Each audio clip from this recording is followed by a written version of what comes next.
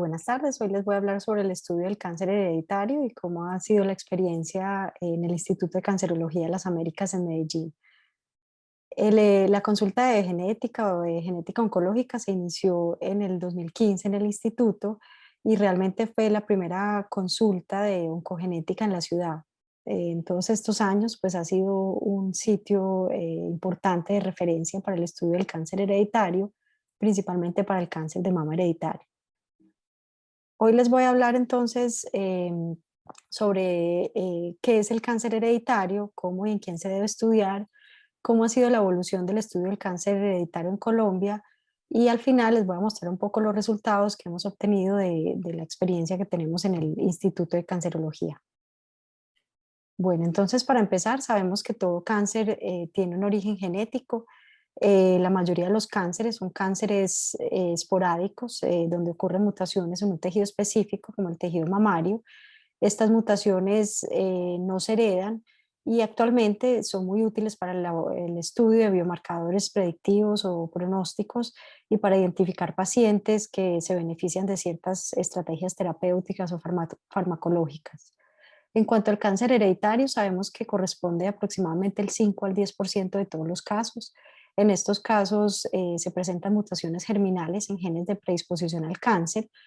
Estas mutaciones están presentes en todas las células del organismo, por lo tanto están presentes en los gametos y se pueden transmitir a la descendencia. Estas personas, pues al tener una mutación en todas las células, tienen una predisposición a desarrollar diferentes tipos de cáncer en diferentes órganos y por lo tanto es muy útil identificar a estos individuos para ofrecerles estrategias de tamizaje para detección temprana o estrategias de reducción de riesgo de cáncer. También cuando se identifica una mutación germinal en un individuo, pues es muy importante estudiar a la familia para identificar los familiares con riesgo de desarrollar cáncer. En años recientes se vienen estudiando también estas mutaciones germinales para identificar pacientes también que se benefician de ciertas terapias, como por ejemplo las mutaciones en BRCA1 y 2 en ciertos tumores y que pueden ser pacientes que pueden ser candidatos a tratamientos con inhibidores de PARP. Bueno, la mayoría de estos síndromes de cáncer hereditario pues se presenta un patrón de herencia autosómico dominante. En estos casos, la persona que hereda una mutación en uno de estos genes de predisposición al cáncer, como por ejemplo BRCA1 y 2, pues tienen un riesgo incrementado de desarrollar cáncer a lo largo de la vida y tienen un riesgo del 50% de transmitir la mutación a los hijos. Generalmente nosotros recibimos dos alelos o dos copias de cada gen, una del padre y otra de la madre. Entonces, en este caso, los hijos que heredan la mutación pues tendrían una predisposición al cáncer y los que no la heredan pues tendrían el riesgo de el mismo riesgo de la población general de desarrollar cáncer. Todos los genes, pues digamos, de predisposición al cáncer pueden tener riesgos diferentes. Por ejemplo, aquí vemos los riesgos asociados a mutaciones en BRCA1 y 2 comparados con los riesgos de desarrollar estos cánceres en la población general. Vemos, por ejemplo, que BRCA1 puede dar riesgos más altos de desarrollar cáncer de mama, un segundo primario y cáncer de ovario que BRCA2. Sin embargo, BRCA2 da riesgos más altos de desarrollar cáncer de mama en hombres, cáncer de próstata y cáncer de páncreas. Es muy importante entonces, como mencionaba ahorita, identificar los portadores de una mutación en estos genes, puesto que se benefician de seguimiento de alto riesgo para estos cánceres o de cirugías reductoras de riesgo, como por ejemplo mastectomía bilateral o salpingoforectomías. ¿En quién se sospecha un cáncer hereditario? Generalmente cuando hay una historia familiar importante, por ejemplo, si hay dos o más casos de ciertos tipos de cáncer, ya sea en primero, segundo, hasta tercer grado de consanguinidad en algunos casos. En cánceres, por ejemplo, de aparición temprana, tenemos, por ejemplo, algunos cánceres que aparecen, digamos, antes de los 50 años, como cáncer de colon, cáncer de útero, mama. En estas personas, pues es importante descartar que no se trate de un cáncer hereditario. En pacientes que desarrollan múltiples cánceres, múltiples primarios o que tengan tumores multifocales o bilaterales. También sospecharlo en formas sindrómicas, por ejemplo, algunos síndromes de cáncer hereditario, digamos, tienen hallazgos en piel o macrocefalia, otros hallazgos diferentes. Y también cuando vemos un patrón de herencia de la transmisión o de aparición de estos cánceres, digamos, vertical, que afecta todas las generaciones, pues nos hace pensar en un patrón de herencia autosómico dominante. Entonces, generalmente estos pacientes que tienen una historia personal o familiar sugestiva de un cáncer hereditario, pues idealmente deben ser remitidos a la consulta de oncogenética y recibir una consejería genética pretest. Aquí es muy importante realizar una genealogía muy completa con los casos de cáncer y las edades de diagnóstico.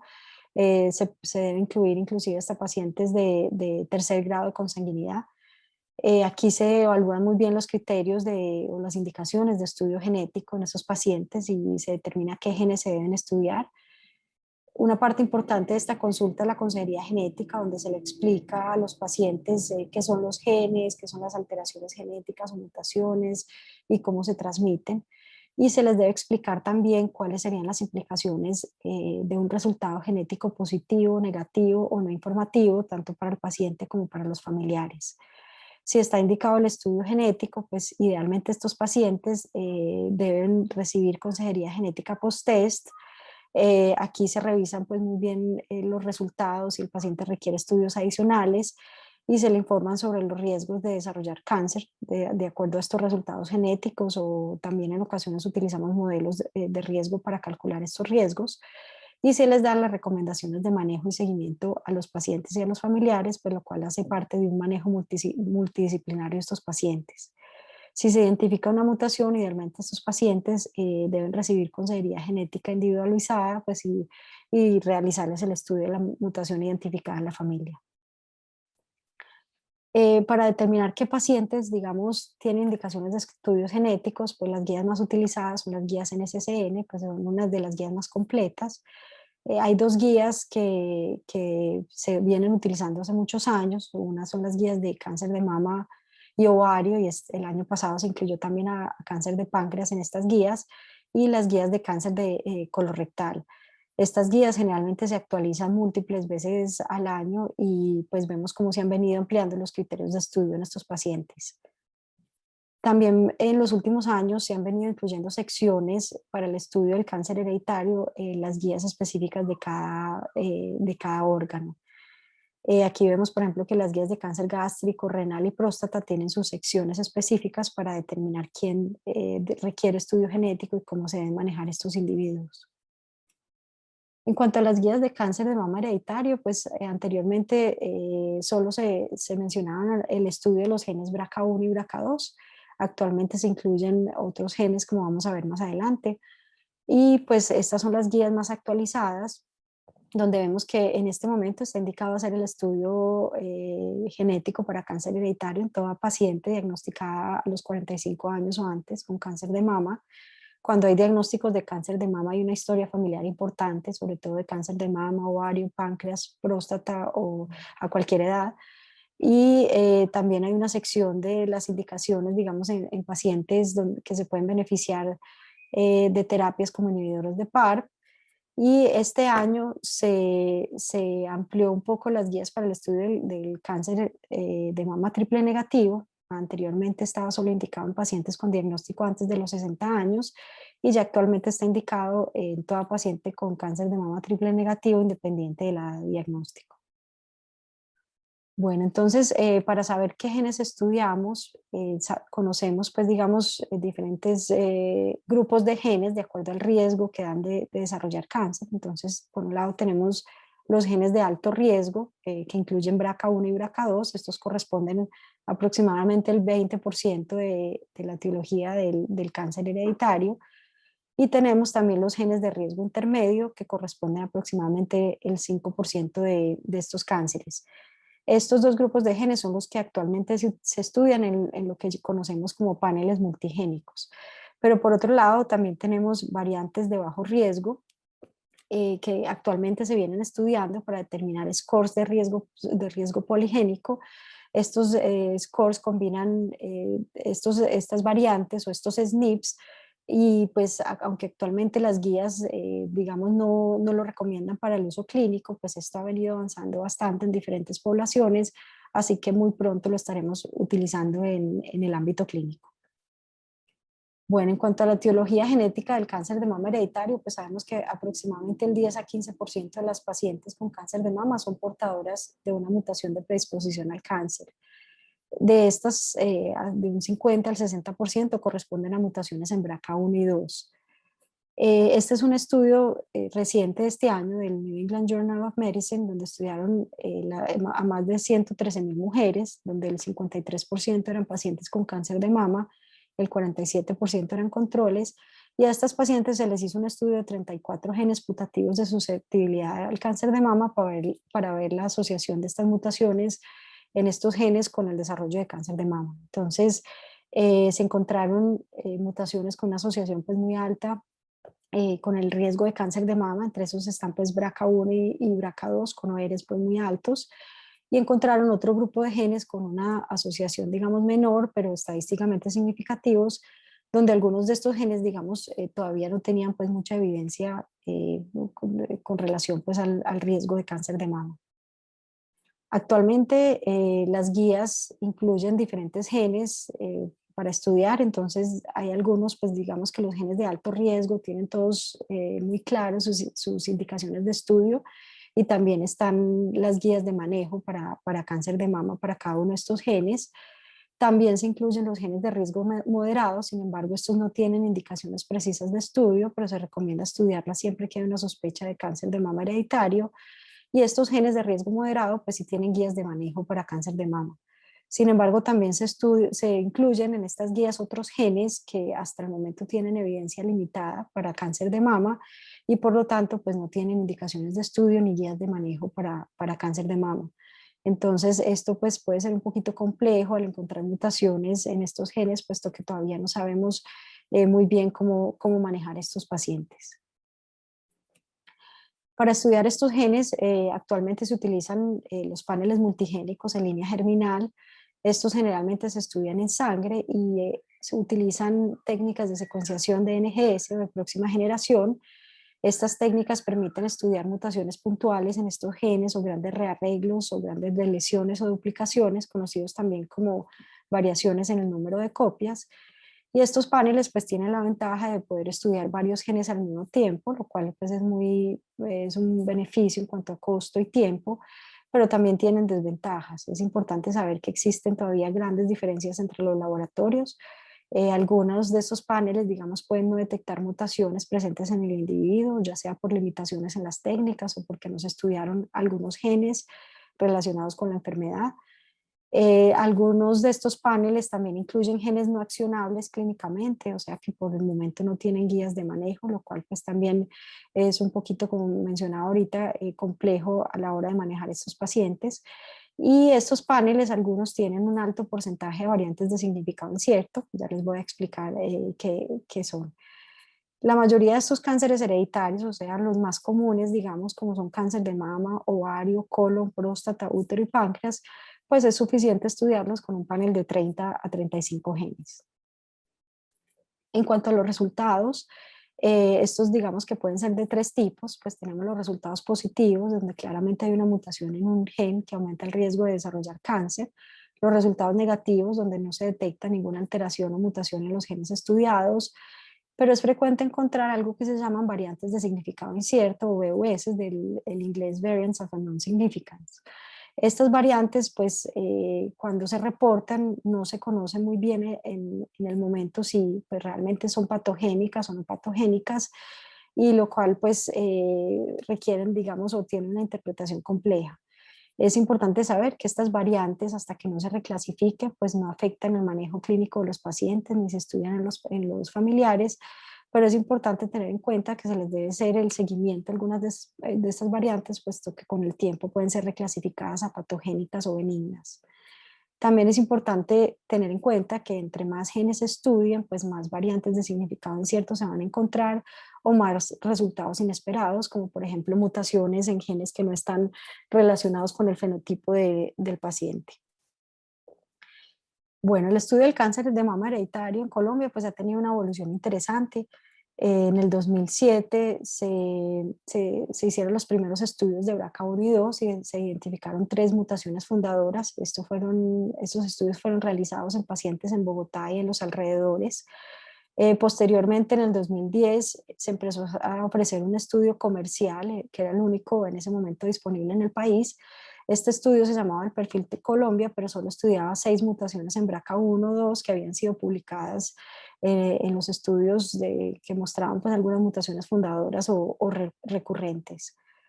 En el 2011 empezaron a ingresar al país las pruebas de Myriad, que era el único laboratorio, digamos, disponible en este momento, accesible pues para nosotros.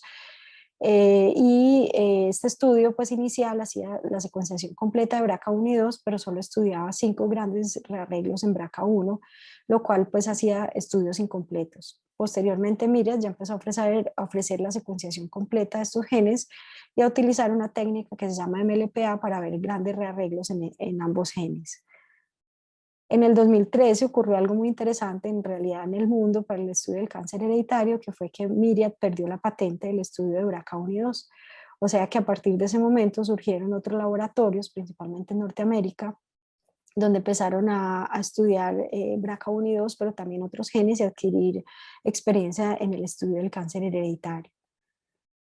Ya en el 2015 se empezaron a introducir en las guías NCCN los criterios, digamos, para estudio de paneles multigénicos. Sin embargo, hasta el momento era muy difícil hacer estos estudios en el país, puesto que no eran cubiertos por el sistema de salud. Ya en el 2015, finales de 2015-2016, se incluyeron algunas de estas pruebas en el Plan Básico de Salud, como las pruebas para estudio molecular de enfermedades que permitía hacer paneles multigénicos. Sin embargo, no quedó incluido el estudio de BRCA1 y 2 o los estudios moleculares en tumores en el Plan Básico de Salud. Para ordenar estos estudios se requería hacer, digamos, otro procedimiento que limitaba un poco el acceso a estas pruebas. En el 2018 realizamos una publicación en el instituto donde encontramos en pacientes con cáncer de mama y ovario mutaciones no solo en BRCA1 y 2, sino en otros genes que no habían sido descritos en Colombia. Con este estudio demostramos, digamos, la importancia de realizar paneles multigénicos y de incluir otros genes diferentes a BRCA1 y 2 en el estudio del cáncer de mama y ovario hereditario. A principios del 2020 ya ingresaron las pruebas de BRCA1 y 2 y los estudios moleculares de tumores, o sea, pruebas somáticas en el Plan Básico de Salud, pues haciendo mucho más accesibles estas pruebas a los pacientes en nuestra población.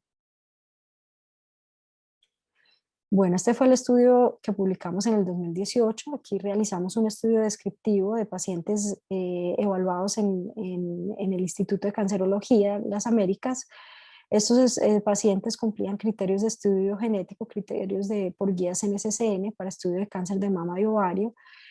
Se analizaron pacientes en un periodo entre febrero del 2015 y agosto del 2016. A estas pacientes se les realizó un panel comercial de 25 genes y encontramos una alta frecuencia de mutaciones en estos pacientes. Encontramos que el 22.4% eran portadoras de una mutación en alguno de estos genes, aunque BRCA1 y 2 pues correspondían a la mayoría de los genes mutados. Encontramos mutaciones en genes que no se habían descrito en población colombiana asociados a cáncer de mama y ovario. Nos llamó la atención que encontramos una proporción muy alta de variantes de significado incierto, el 35%. Sin embargo, esto es frecuente en poblaciones que no han sido muy estudiadas desde el punto de vista genético. En cuanto a las mutaciones de BRCA1 y 2, encontramos un amplio espectro de estas mutaciones en pacientes que provenían de diferentes regiones del país y encontramos una frecuencia del 17.6%, lo cual concuerda con lo reportado en otras poblaciones. Nos llamó mucho la atención que encontramos una muy baja proporción de mutaciones fundadoras, del 1.2%. Estas mutaciones pues habían sido descritas en estudios anteriores en Colombia, lo cual demuestra que estas mutaciones fundadoras, digamos, eran específicas de ciertas poblaciones. Este año presentamos un trabajo en el Congreso de BRCA 2021 en Canadá, donde hicimos un estudio descriptivo de la frecuencia del espectro de mutaciones germinales en pacientes con cáncer de mama que habían sido evaluadas en el instituto en un periodo ya de 5 años y todas estas pacientes cumplían criterios de estudio genético para cáncer de mama hereditario. A estas pacientes pues se les hizo, a la mayoría se les hizo estudios de paneles multigénicos, aunque a algunas se les hizo estudios solo de BRCA1 y 2. Encontramos estudiamos 475 mujeres y encontramos que el 15,6% eran portadoras de una mutación en un gen de predisposición al cáncer. Vimos como BRCA1 y 2 corresponden al 54% de las mutaciones encontradas. PALB2 es el tercer gen más común, encontrado en el 12% de las mutaciones, seguido por mutaciones en TP53. Es interesante ver cómo encontramos mutaciones en genes de alta y moderada penetrancia, genes que ya son muy conocidos, pero también encontramos mutaciones en genes que tienen evidencia limitada, como los genes que causan el síndrome de Lynch, o genes que hasta el momento no se ha encontrado una asociación con cáncer de mama, como esta mutación, esta variante de riesgo en APC o mutaciones en MUT-YH, que generalmente están asociadas a esa poliposis y cáncer colorectal. Encontramos algunas de estas mutaciones recurrentes en diferentes pacientes y nos llamó la atención que hay dos mutaciones principalmente, una en BRCA2 y otra en PALB2, que son muy frecuentes en nuestra población, lo cual podría corresponder a mutaciones fundadoras. Sin embargo, hasta el momento no se les ha hecho análisis de haplotipos a estos pacientes para determinar si realmente son mutaciones fundadoras. En cuanto a la edad de diagnóstico, vimos diferencias significativas entre pacientes portadoras de mutaciones y pacientes no portadoras de mutaciones en cuanto a la edad de aparición de estos cánceres. Y aquí vemos la edad de diagnóstico de acuerdo al gen mutado. Vemos pues que aunque no hay diferencias significativas en estos genes, sí vimos diferencias en la edad de presentación de TP53, que fue mucho más temprano que la edad de aparición con mutaciones en otros genes, lo cual ya se conoce ampliamente. Vimos que el 27% de las pacientes con mutaciones tenían cáncer de mama triple negativo, comparado con solo el 17% de las pacientes no portadoras de mutaciones, lo cual muestra la importancia de hacer el estudio genético en pacientes con cáncer de mama triple negativo. Bueno, y ya para terminar, pues encontramos una frecuencia de 15,6% de mutaciones en pacientes que cumplen criterios NSCN de estudio genético para cáncer de mama hereditario, lo cual concuerda con lo reportado anteriormente en otras poblaciones. En nuestra población, las mutaciones de BRCA1 y 2 corresponden aproximadamente al 50% de las mutaciones, y PALB2 es el tercer gen más mutado, seguido por TP53, lo cual es un poquito diferente a otras poblaciones donde se encuentran que CHEK2 o ATM son el tercer gen más común mutado, seguido de BRCA1 y 2. Bueno, es importante identificar estos pacientes y las familias con cáncer hereditario para brindarles un adecuado seguimiento y manejo de los riesgos de desarrollar cáncer de acuerdo al gen mutado. Sabemos que todos los genes, digamos, tienen riesgos diferentes. Y con nuestros estudios hemos demostrado la utilidad de los paneles multigénicos para el estudio de cáncer hereditario en nuestra población. Afortunadamente, cada vez hay más acceso y menos barreras para el estudio de estos pacientes. Ya estas pruebas son incluidas en el sistema de salud colombiano, lo cual pues es una muy buena noticia para nuestros pacientes. Bueno, muchas gracias por su atención.